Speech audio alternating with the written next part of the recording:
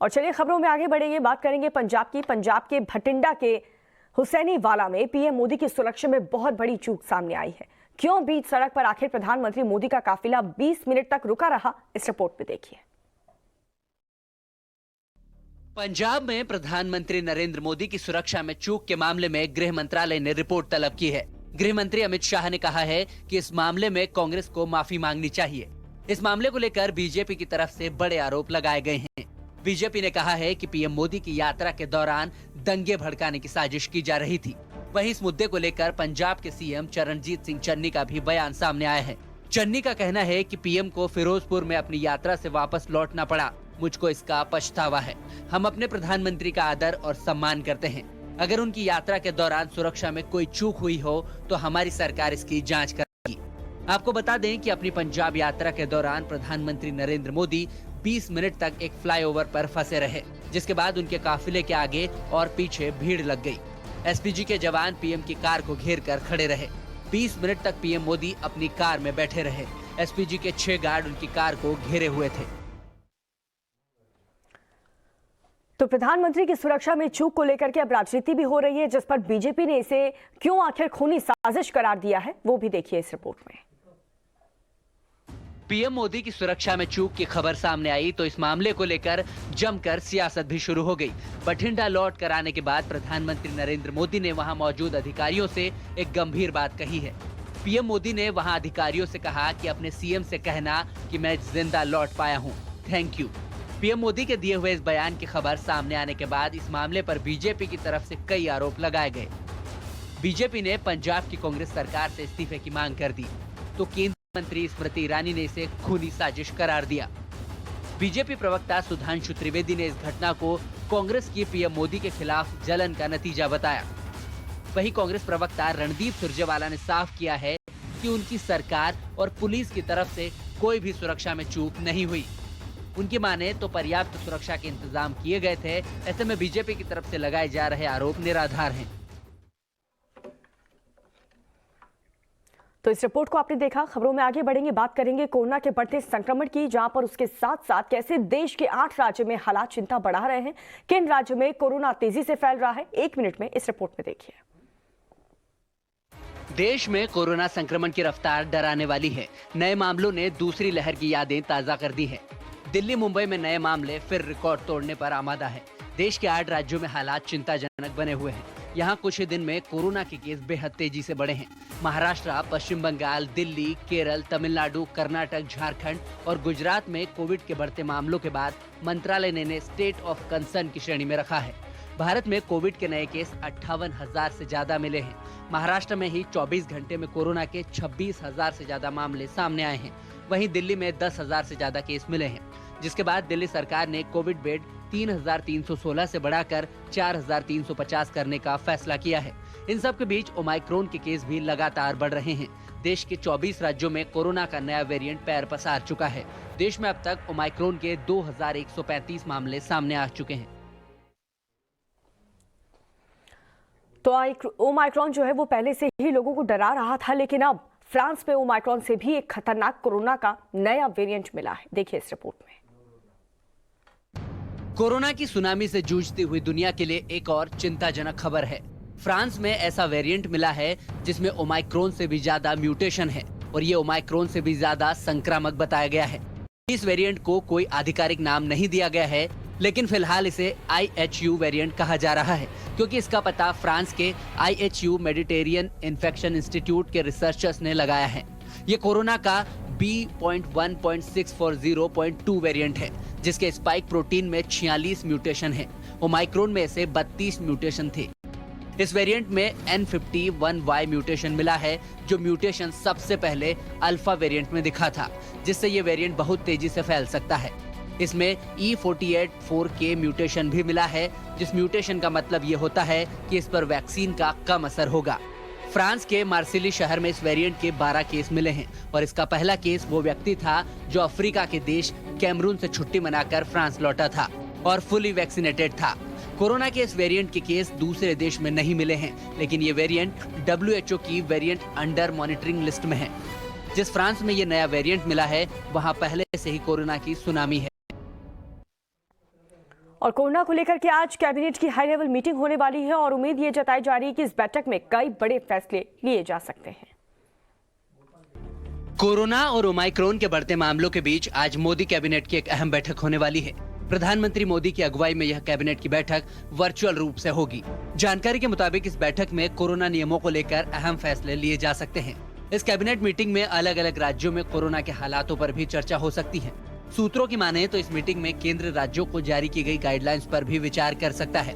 Corona की दूसरी लहर में हर बुधवार को कैबिनेट की वर्चुअल बैठक होती थी, लेकिन महामारी के मामले कम होने के बाद बैठक वर्चुअल की जगह प्रत्यक्ष रूप से होनी शुरू हो गई थी।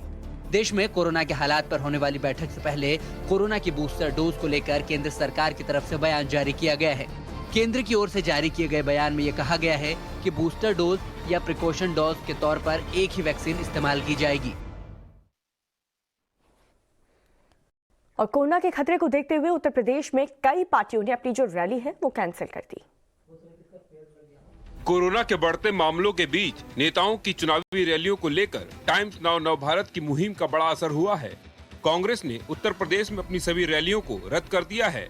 इतना ही नहीं, उत्तर प्रदेश के मुख्यमंत्री योगी आदित्यनाथ ने भी अपने नोएडा में होने वाले कार्यक्रम को कैंसिल कर दिया है। उधर समाजवादी पार्टी के अध्यक्ष और उत्तर प्रदेश के पूर्व मुख्यमंत्री अखिलेश यादव ने बड़ा फैसला लिया है। अखिलेश यादव ने अपनी अयोध्या, गोंडा और बस्ती में होने वाली चुनावी रैली को रद्द कर दिया है। ये रैलियां 7, 8 और 9 तारीख को होनी थी।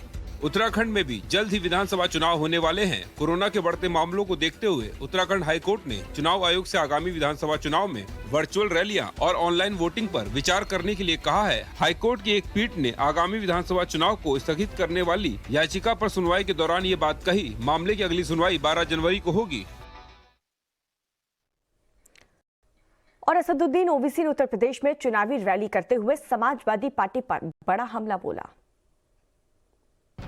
उत्तर प्रदेश में आगामी विधानसभा चुनाव से पहले नेताओं के जुबानी तीर जारी हैं। अब AIMIM चीफ असदुद्दीन ओवैसी ने समाजवादी पार्टी पर बड़ा हमला किया है।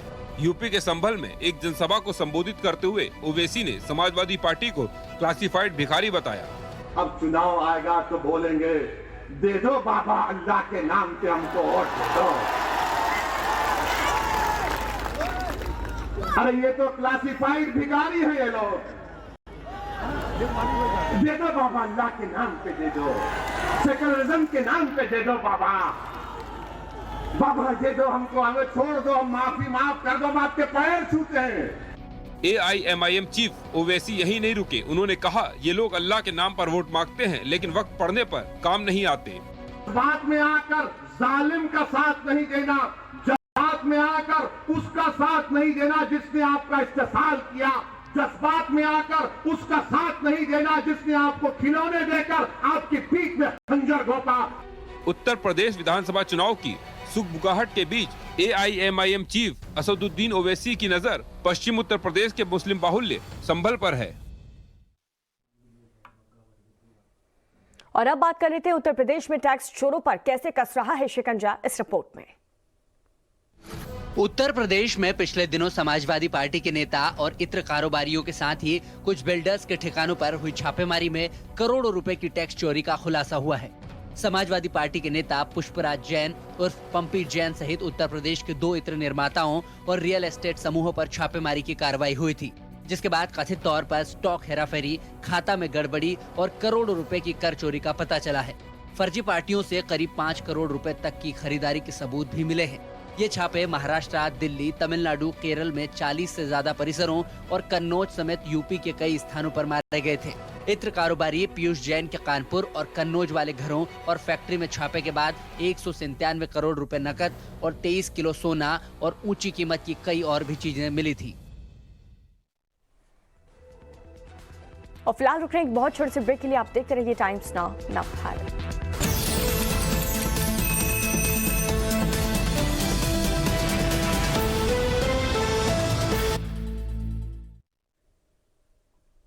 नमस्कार, टाइम्स नाउ नवभारत देख रहे हैं आप और आपके साथ मैं हूं दीपिका यादव। अब सुपर 30 में आपको दिखाते हैं आज कौन सी बड़ी खबरें रहने वाली हैं।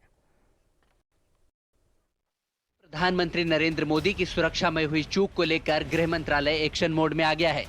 दरअसल पीएम मोदी को फिरोजपुर में एक सभा को संबोधित करना था, लेकिन पीएम की इस जनसभा को कैंसिल कर दिया गया। जनसभा के कैंसिल होने के बाद पीएम मोदी सड़क के रास्ते वापस दिल्ली के लिए लौटे तो पीएम मोदी की सुरक्षा में बड़ी चूक हुई। दरअसल पाकिस्तान की सीमा से सटे हुसैनीवाला में पीएम मोदी के काफिले के करीब कई लोग आ गए। प्रदर्शनकारियों ने पीएम मोदी के काफिले को करीब 20 मिनट तक रोके रखा, जिसके बाद सुरक्षा में चूक को लेकर गृह मंत्रालय ने सरकार से रिपोर्ट तलब की है। हुसैनीवाला में जिस जगह पर पीएम मोदी का काफिला रुका हुआ था, वहां से कुछ दूरी की तस्वीरें भी सामने आई हैं। तस्वीरों में कुछ प्रदर्शनकारी दिखाई दे रहे हैं और प्रदर्शनकारियों के साथ पुलिस वाले भी सड़क पर चाय पीते नजर आ रहे हैं। इन तस्वीरों के सामने आने के बाद पीएम की सुरक्षा में चूक को लेकर पंजाब पुलिस के ऊपर भी सवाल खड़े हो रहे हैं। पीएम मोदी का काफिला जिस फ्लाईओवर पर रुका हुआ था, उसके बाहर पीएम की सुरक्षा में तैनात एसपीजी कमांडो भी तैनात दिखाई दे रहे हैं। पीएम मोदी की सुरक्षा में चूक को लेकर पंजाब के मुख्यमंत्री चरणजीत सिंह चन्नी की सफाई सामने आई है। चरणजीत सिंह चन्नी ने अपनी सफाई में कहा है कि वो पीएम मोदी का सम्मान करते हैं और अगर पीएम मोदी की सुरक्षा में कोई चूक हुई है तो वो खुद इस मामले की जांच करवाएंगे। सीएम चन्नी ने अपनी सफाई में ये भी कहा कि हमारे देश में एक लोकतांत्रिक व्यवस्था है। उन्हें भी पीएम मोदी के साथ जाना था, लेकिन कोरोना पॉजिटिव के संपर्क में आने के कारण वो नहीं जा पाए। पीएम मोदी की सुरक्षा में चूक की खबर सामने आई तो इस मामले को लेकर जमकर सियासत भी शुरू हो गई। इस मामले पर बीजेपी ने पंजाब की कांग्रेस सरकार से इस्तीफे की मांग की है तो केंद्रीय मंत्री स्मृति ईरानी ने इसे खूनी साजिश करार दिया। बीजेपी प्रवक्ता सुधांशु त्रिवेदी ने इस घटना को कांग्रेस की पीएम मोदी के खिलाफ जलन का नतीजा बताया। वहीं कांग्रेस प्रवक्ता रणदीप सुरजेवाला ने साफ किया है कि उनकी सरकार और पुलिस की तरफ से कोई भी सुरक्षा में चूक नहीं हुई है। उनकी माने तो पर्याप्त इंतजाम किए गए थे। ऐसे में बीजेपी की तरफ से लगाए जा रहे सभी आरोप निराधार हैं। कोरोना और ओमाइक्रोन के बढ़ते मामलों के बीच आज मोदी कैबिनेट की एक अहम बैठक होने वाली है। प्रधानमंत्री मोदी की अगुवाई में यह कैबिनेट की बैठक वर्चुअल रूप से होगी। जानकारी के मुताबिक इस बैठक में कोरोना नियमों को लेकर अहम फैसले लिए जा सकते हैं। इस कैबिनेट मीटिंग में अलग अलग राज्यों में कोरोना के हालातों पर भी चर्चा हो सकती है। सूत्रों की माने तो इस मीटिंग में केंद्र राज्यों को जारी की गई गाइडलाइंस पर भी विचार कर सकता है। सुप्रीम कोर्ट में आज फिर नीट पीजी काउंसलिंग मामले की सुनवाई होगी। केंद्र सरकार की तरफ से दाखिल हलफनामे पर सभी पक्षों के तर्क वितर्क के बाद कल सुप्रीम कोर्ट ने मामले की सुनवाई आज तक के लिए टाल दी थी। कोर्ट ने कल कहा था कि वो सभी पक्षों को सुनने के बाद ही कोई आदेश दे सकता है। आज याचिकाकर्ताओं की तरफ से जिरह पूरी होने के बाद कोर्ट सरकार की दलीलें भी सुनेगा। NEET PG counselling result declare होने के बाद भी बहुत समय से अटकी हुई है।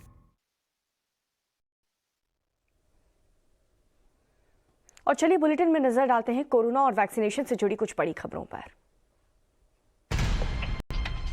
दिल्ली में कोरोना में तेजी से बढ़ोतरी हो रही है। दिल्ली में कोरोना के 10,665 नए मामले सामने आए हैं। चिंता की बात यह है कि कोरोना के मामलों में 24 घंटे में 94% की बढ़ोतरी हुई है। वहीं कोरोना के इन मामलों में नया वेरिएंट ओमाइक्रोन 65% नमूनों में मिला है, जो कि परेशानी बढ़ाने वाला है। ऐसे में दिल्ली के बिगड़े हालातों पर दिल्ली डिजास्टर मैनेजमेंट ने अधिकारियों और स्टाफ की छुट्टियां रद्द कर दी हैं। वहीं दिल्ली सरकार अस्पतालों में बेड भी बढ़ाने की तैयारी कर रही है। महाराष्ट्र में 24 घंटे में कोरोना के 26,000 से ज्यादा मामले सामने आए हैं। कोर्डेलिया क्रूज पर सवार 1827 यात्रियों में से 143 लोग मुंबई में पॉजिटिव पाए गए हैं। ऐसे में शिप में सवार संक्रमितों की संख्या अब 209 हो चुकी है। स्वास्थ्य मंत्रालय ने बढ़ते मामलों के चलते महाराष्ट्र के साथ ही पश्चिम बंगाल, दिल्ली, केरल, तमिलनाडु, कर्नाटक, झारखंड और गुजरात को स्टेट ऑफ कंसर्न की श्रेणी में रखा है। देश के 24 राज्यों में अब तक ओमाइक्रोन के 2,135 मामले सामने आ चुके हैं। भारत ही नहीं, दुनिया भर में कोरोना ने फिर से रफ्तार पकड़ ली है। स्वास्थ्य मंत्रालय ने प्रेस कॉन्फ्रेंस कर बताया कि दुनिया भर की अगर बात करें तो यहाँ 4 जनवरी को 25 लाख से भी ज्यादा कोरोना के केस सामने आए हैं। ब्रिटेन में कोविड का आंकड़ा अचानक दोगुना हो गया है। यहाँ पर 2 लाख से ज्यादा संक्रमित मिले हैं। वहीं कोरोना के नए वेरिएंट ओमाइक्रोन से अब तक दुनिया भर में 108 लोगों की जान चली गई है। भारत में टीनेजर्स के साथ ही आम लोगों को मिलाकर अब तक 148,71,44,941 वैक्सीन के डोज दिए जा चुके हैं। इस बीच केंद्र सरकार ने कहा है कि बूस्टर डोज या प्रिकॉशन डोज के तौर पर एक ही वैक्सीन का इस्तेमाल किया जाएगा, यानी कि देश में किसी एक कंपनी की वैक्सीन ही हेल्थ वर्कर्स और बुजुर्गों को बूस्टर डोज के तौर पर इस्तेमाल होगी। कोरोना टेस्ट के लिए 4 घंटे में रिजल्ट देने वाली RT-PCR किट भी तैयार की गई है। और चलिए अब आपको दिखाते हैं कि देश की राजनीति में क्या कुछ खास चल रहा है। कोरोना काल में सियासी रैलियों पर रोक लगाने की मांग वाली टाइम्स नाउ नवभारत की मुहिम रंग लाई है। कांग्रेस ने यूपी में अपनी सभी प्रचार रैलियां रद्द कर दी हैं।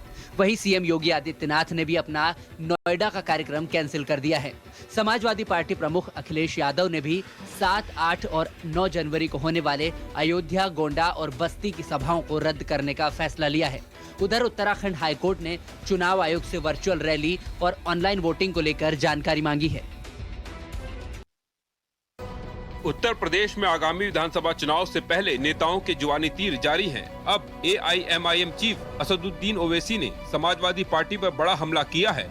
यूपी के संभल में एक जनसभा को संबोधित करते हुए ओवैसी ने समाजवादी पार्टी को क्लासिफाइड भिखारी बताया। AIMIM चीफ ओवैसी यहीं नहीं रुके, उन्होंने कहा ये लोग अल्लाह के नाम पर वोट मांगते हैं लेकिन वक्त पड़ने पर काम नहीं आते। यूपी के सीएम योगी आदित्यनाथ आज सुबह लोक भवन में तहसीलदारों और सहायक अध्यापकों को नियुक्ति पत्र देंगे। योगी का ये कार्यक्रम सुबह 10:30 बजे होगा। इसके बाद सीएम योगी स्वरोजगार संगम कार्यक्रम में हिस्सा लेंगे। इस कार्यक्रम के तहत लोन मेले का आयोजन किया जाएगा। इस कार्यक्रम में 5,06,995 लाभार्थियों को 4,314 करोड़ रुपए का लोन दिया जाएगा। लोन बांटने का कार्यक्रम सुबह 11 बजे 5 कालिदास मार्ग पर होगा। 2022 विधानसभा चुनाव से पहले रामनगरी अयोध्या को केंद्र सरकार की तरफ से बड़ी सौगात मिलने जा रही है। केंद्रीय सड़क परिवहन मंत्री नितिन गडकरी आज अयोध्या दौरे के दौरान 6 परियोजनाओं का शिलान्यास करेंगे। साथ ही हिंदू आस्था से जुड़ी 84 कोसी परिक्रमा मार्ग के चौड़ीकरण को लेकर 5 अलग-अलग परियोजनाओं का GIC के मैदान में शिलान्यास होगा। इसके अलावा 67 किलोमीटर रिंग रोड बाईपास का भी नितिन गडकरी GIC के मैदान में ही भूमि पूजन करेंगे।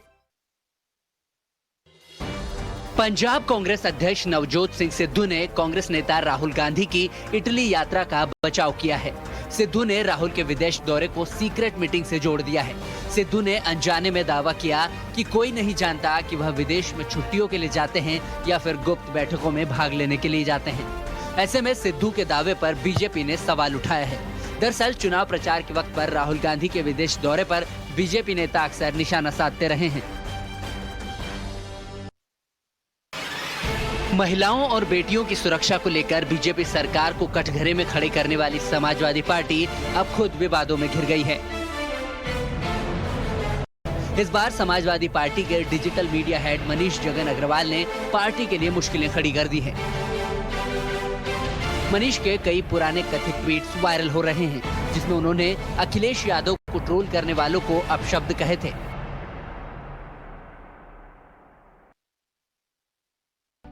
जम्मू कश्मीर में सेना को जमीन आवंटित करने के मामले में पूर्व सीएम महबूबा मुफ्ती ने सवाल खड़े किए हैं। पीडीपी प्रमुख महबूबा मुफ्ती ने कहा है कि सशस्त्र बलों को पर्यटन क्षेत्रों में जमीन आवंटित करना केंद्र सरकार के जम्मू कश्मीर को सैन्य चौकी में बदलने के इरादे को बताता है। गुलमर्ग और सोनमर्ग में जमीन देने के फैसले को महबूबा मुफ्ती ने जमीन हड़पने वाला बताया है। महबूबा ने आरोप लगाया कि स्थानीय लोगों को उनके घरों से बेदखल किया जा रहा है। समाजवादी पार्टी के MLC पुष्पराज उर्फ पंपी जैन समेत यूपी के इत्र कारोबारियों और रियल एस्टेट ग्रुप पर छापेमारी में करोड़ों रुपए की कर चोरी का भंडाफोड़ हुआ है। छापे के बाद कथित तौर पर स्टॉक में हेराफेरी, खाते में गड़बड़ी और करोड़ों रुपए की कर चोरी का पता चला है। फर्जी पार्टियों से करीब 5 करोड़ रुपए तक की खरीदारी के सबूत भी मिले हैं। 31 दिसंबर को महाराष्ट्र, दिल्ली, तमिलनाडु, गुजरात में 40 से ज्यादा परिसरों और कन्नौज समेत उत्तर प्रदेश के कुछ स्थानों पर छापे मारे गए थे।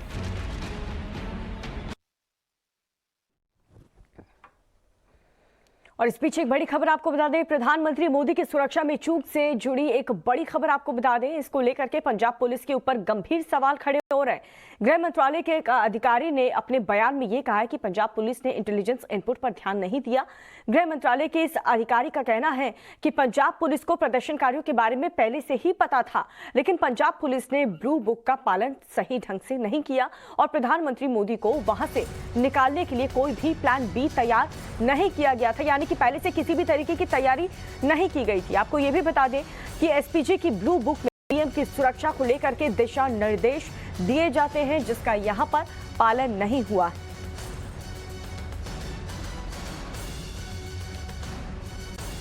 तो ये बड़ी खबर आपको बता रहे हैं, पुलिस ने ब्लू बुक का पालन नहीं किया। ये अधिकारी की तरफ से कहा गया है कि पुलिस को प्रदर्शनकारियों का पहले से ही पता था, उसके बावजूद भी उन लोगों को वहां से क्यों नहीं हटाया गया, ब्लू बुक का पालन क्यों नहीं करवाया गया, और साथ ही वहां से निकालने के लिए प्रधानमंत्री को क्यों कोई प्लान बी तैयार नहीं किया गया। आखिर ये ब्लू बुक है क्या, इसमें क्या क्या खास तौर पर बातों का ख्याल रखा जाता है, ये आप देख लीजिए। पीएम की सुरक्षा के लिए एसपीजी ब्लू बुक बनाया गया है, जिसमें जितनी भी गाइडलाइंस है उन सभी का पालन करना बहुत जरूरी होता है।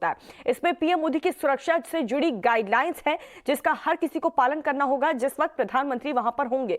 ब्लू बुक में राज्य की पुलिस के लिए भी बकायदा अलग से गाइडलाइंस रिलीज की जाती है, जिसका पालन पंजाब में तो कम से कम नहीं हुआ कल। और साथ ही आपात स्थिति में प्रधानमंत्री के लिए वैकल्पिक रास्ता भी होना चाहिए, यानी कि प्लान बी भी तैयार होना चाहिए। राज्य की पुलिस तैयारी करे वैकल्पिक रास्ता, ये भी इसमें एक गाइडलाइंस होती है। तो ब्लू बुक के बारे में हम आपको बता रहे हैं कि ये तमाम गाइडलाइंस हैं जिसका खास तौर पर ख्याल रखा जाता है। और आखिर पंजाब पुलिस के ऊपर इतने सवाल क्यों खड़े हो रहे हैं, ये देख लीजिए। ब्लू बुक का पुलिस ने आखिर ध्यान क्यों नहीं रखा गया, क्यों उन सभी गाइडलाइंस का पालन पंजाब की पुलिस ने नहीं किया, क्यों प्रधानमंत्री के इस काफिले में इतनी असुरक्षा देखने को मिली, इंटेलिजेंस इनपुट पर ध्यान क्यों नहीं दिया गया पंजाब पुलिस की तरफ से, इसलिए सवाल उठ रहे हैं। वैकल्पिक रास्ता क्यों तैयार नहीं किया गया, प्लान बी प्रधानमंत्री को वहां से निकालने के लिए क्यों नहीं बनाया गया, प्रदर्शनकारियों को रास्ते से क्यों नहीं हटाया गया, ये तमाम वो सवाल हैं जो पंजाब पुलिस पर सवाल खड़े करने को मजबूर करते हैं। प्रदर्शनकारियों को रास्ते से पहले से ही क्यों नहीं हटाया गया, जब पंजाब पुलिस को इस प्रदर्शनकारियों के बारे में पहले से ही पता था। ब्लू बुक का पुलिस ने ध्यान क्यों नहीं रखा, सबसे बड़ा सवाल तो यही है कि पहले से ही तैयारियां क्यों नहीं की गई सुरक्षा को लेकर के। जब प्रधानमंत्री खुद देश के प्रधानमंत्री वहां पर पहुंचते हैं तो इतनी बड़ी भूल आखिर पंजाब पुलिस से हुई कैसे, इसे हम भूल कहें, लापरवाही कहें, साजिश कहें। देखिए, पंजाब में अपनी सुरक्षा में चूक के बाद प्रधानमंत्री नरेंद्र मोदी का बयान भी सामने आया है। उन्होंने जो कहा है उसे सुनकर पूरा देश हैरत में पड़ गया है। प्रधानमंत्री ने कहा कि मैं भटिंडा एयरपोर्ट तक जिंदा लौट पाया हूं। पीएम मोदी पंजाब गए थे और फिरोजपुर में एक बड़ी रैली करने वाले थे, लेकिन भटिंडा से ही वापस दिल्ली लौटना पड़ा उन्हें। ऐसा क्यों हुआ, इस रिपोर्ट में एक एक तस्वीर आपको दिखाते हैं।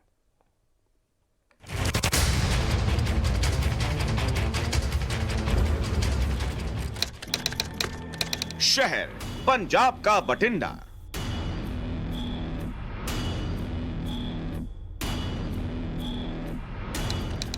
जगह बठिंडा का फ्लाईओवर।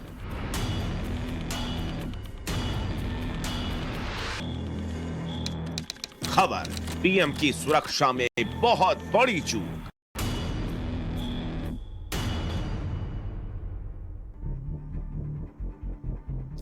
बठिंडा फ्लाईओवर की सुबह की यह पहली तस्वीर ध्यान से देखिए।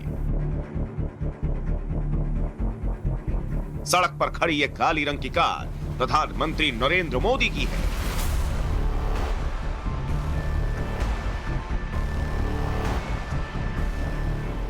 कार के ठीक बगल में प्रधानमंत्री की सुरक्षा में तैनात कमांडो दिख रहे हैं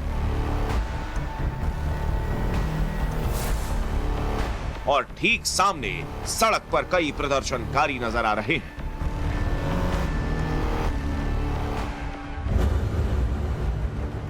बठिंडा फ्लाईओवर की यह दूसरी तस्वीर है जिसमें आप गिनती करेंगे तो कुल मिलाकर एसपीजी के 6 कमांडो दिख जाएंगे, जिन्होंने प्रधानमंत्री की गाड़ी के अगल बगल सुरक्षा का एक घेरा बना रखा है।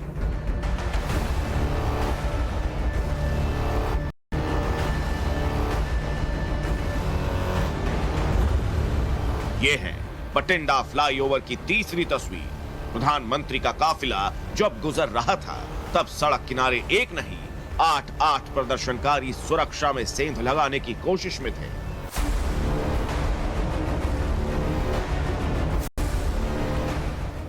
जिसमें आपको दिखाई देगा कि जब प्रधानमंत्री का काफिला फ्लाईओवर के ठीक बीचों बीच पहुंचा तब उनकी कार किस तरह से यहां जाम में फंस गई और इस दौरान प्रधानमंत्री कार के अंदर बैठे नजर आए।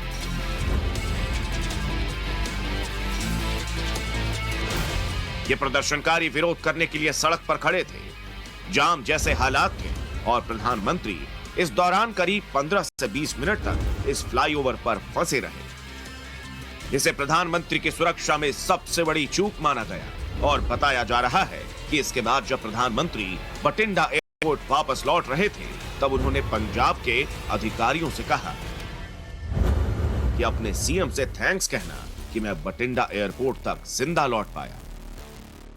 यह खबर जैसे ही मीडिया में आई वैसे ही देश की सियासत में तूफान आ गया। प्रधानमंत्री की सिक्योरिटी ब्रीच का मुद्दा गर्मा गया। इस मुद्दे पर कांग्रेस और बीजेपी में सियासी जंग शुरू हो गई। वो वार पलटवार सुनने से पहले इस चश्मदीद को सुनिए, जो उस वक्त फ्लाईओवर के करीब ही था। सुनिए इसने तब क्या देखा। प्राइम मिनिस्टर की गाड़ी तो मैं नहीं बोल सकता कि मैंने देखी है, पर उनका जो बड़ा काफिला रहता है साथ में, उसकी कुछ गाड़ियां जरूर मैंने देखी हैं। लाल बत्ती वाली काफ़ी गाड़ियां थी, वो ज़रूर फंसी हुई थी यहाँ पर। उसके साथ पुलिस प्रशासन के बहुत ज़्यादा लोग थे। यहाँ पे क्या जाम लगा हुआ था? कौन बैठे हुए थे यहाँ? बिल्कुल जाम था सर, यहाँ रोड बंद की हुई थी उन्होंने। जब उन्होंने काफिला निकलने का कोशिश की तो उन्होंने रोड जाम किया था, इसीलिए पुलिस ने उन पर बल प्रयोग किया। असल में आज प्रधानमंत्री को फिरोजपुर में एक बड़ी रैली करनी थी। यहां रैली करने से पहले पीएम बठिंडा पहुंचे थे।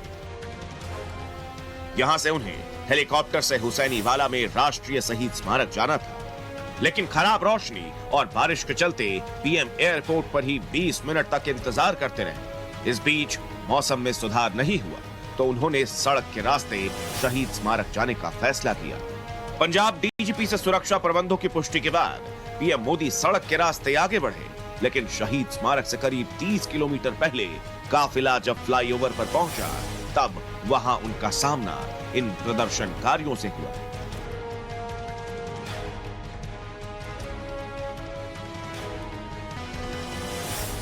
गृह मंत्रालय ने इसे बड़ी चूक माना है और इस मामले पर पंजाब सरकार से विस्तृत रिपोर्ट भी मांगी है। गुरप्रीत चिन्ना, Bathinda, times now, Navbharat.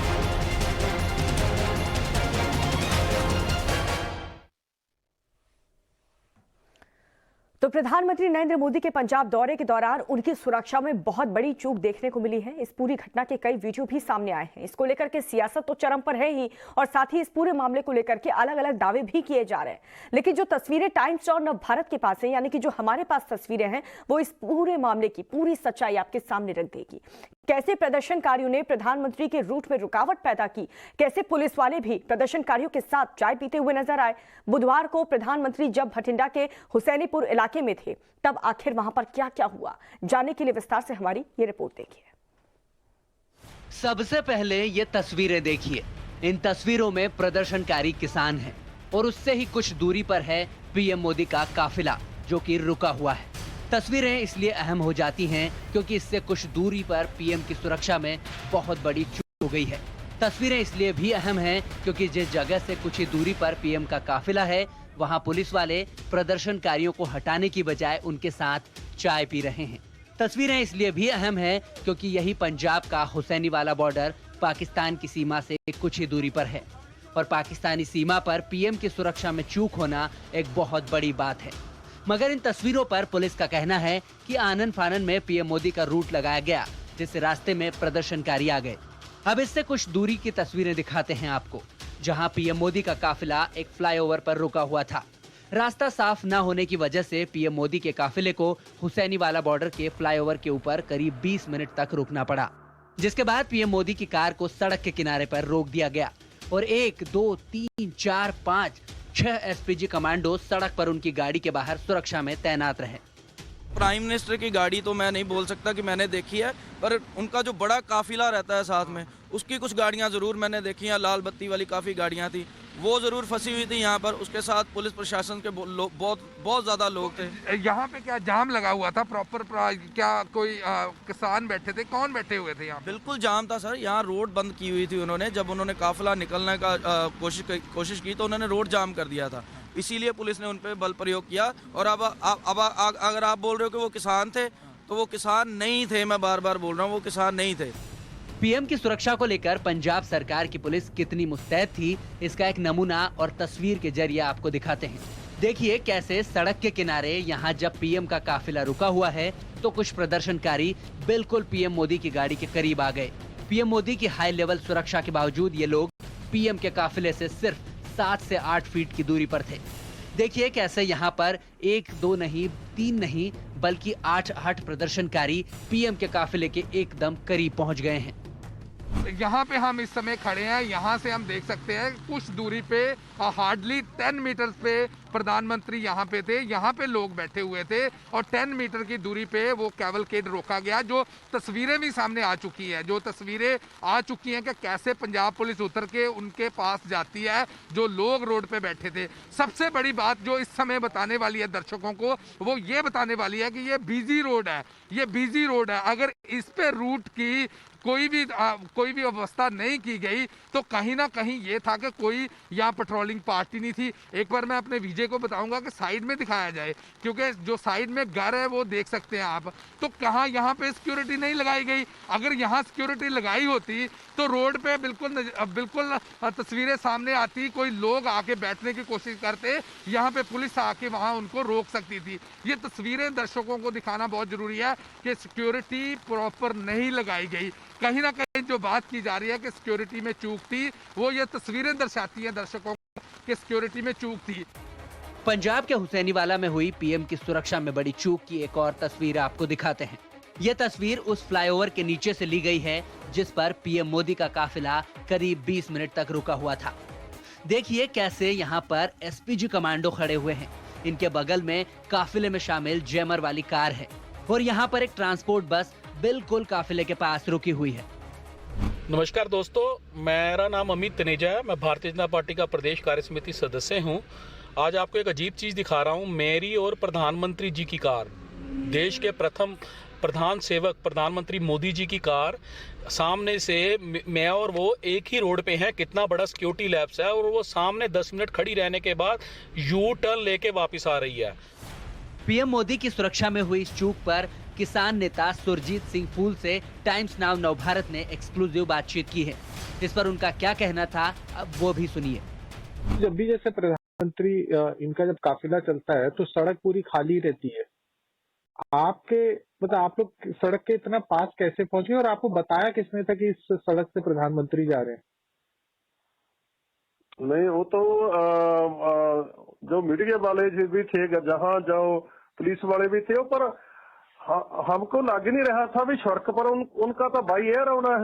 Rally वाली जगह पर उन्होंने हेलीपैड बना था। किसी को मालूम नहीं थी भी प्रधानमंत्री बाई रोड आ रहे हैं, बठिंडा से चलकर बाई रोड आ रहे हैं। ये किसी को मालूम नहीं था। सभी को था भी प्रधानमंत्री तो बाई एयर आएंगे, हेलीपैड बना हुआ है। रैली वाली खां के पास ही हेलीपैड बना था उतरने के लिए। और प्रधानमंत्री का पता नहीं कैसे प्रोग्राम चेंज हो गया। प्रधानमंत्री को बुधवार को फिरोजपुर में बड़ी रैली करनी थी। यहाँ रैली करने से पहले ही पीएम बठिंडा पहुंचे थे।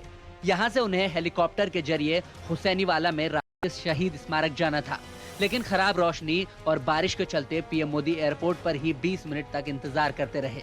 इस बीच मौसम में सुधार नहीं हुआ तो उन्होंने सड़क के रास्ते शहीद स्मारक जाने का फैसला किया। इस रास्ते से 2 घंटे का समय लगना था। पंजाब के डीजीपी से सुरक्षा प्रबंधों की पुष्टि हुई, लेकिन इसके बाद पीएम मोदी सड़क के रास्ते बढ़े। लेकिन शहीद स्मारक से करीब 30 किलोमीटर पहले ही काफिला जब फ्लाईओवर पर पहुंचा तो वहां उनका सामना इन प्रदर्शनकारियों से हुआ। गृह मंत्रालय ने भी इस घटना को बड़ी चूक माना है और इस मामले पर पंजाब सरकार से विस्तृत रिपोर्ट मांगी है। Bureau report, times now Navbharat. और हमारी इसी रिपोर्ट के साथ फिलहाल रुक रहे बहुत छोटे से ब्रेक के लिए आप बने रहिए टाइम्स नाउ नवभारत के साथ।